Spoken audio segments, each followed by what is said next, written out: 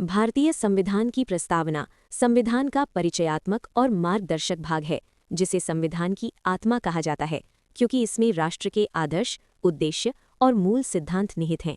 इसकी शुरुआत हम भारत के लोग शब्दों से होती है, जिसका अर्थ है कि संविधान की शक्ति और अधिकार का स्रोत जनता है तथा भारत में जनता ही सर्वोच्च है।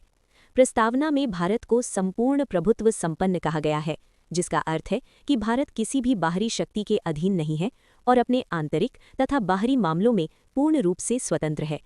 समाजवादी शब्द 1976 के 42वें संविधान संशोधन द्वारा जोड़ा गया, जिसका उद्देश्य आर्थिक समानता स्थापित करना, गरीबी दूर करना और संसाधनों का न्यायपूर्ण वितरण सुनिश्चित करना है।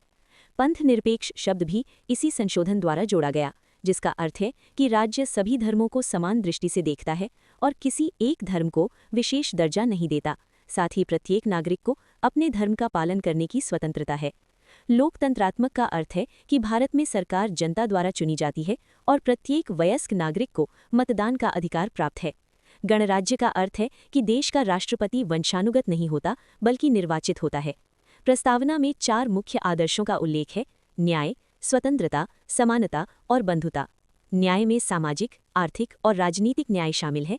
स्वतंत्रता में विचार, अभिव्यक्ति, विश्वास, धर्म और उपासना की स्वतंत्रता शामिल है। समानता का अर्थ है कानून के समक्ष समानता और अवसर की समानता है, तथा बंधुता का उद्देश्य व्यक्ति की गरिमा तथा राष्ट्र की एकता और अखंडता को बनाए रखना है।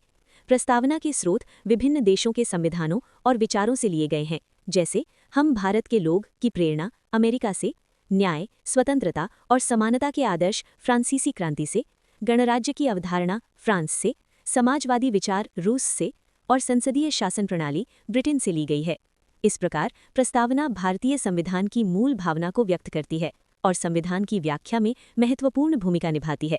साथ ही सर्वोच्च न्यायालय ने 1973 के केशवानंद भारती मामले में इसे संविधान का अभिन्न अंग माना।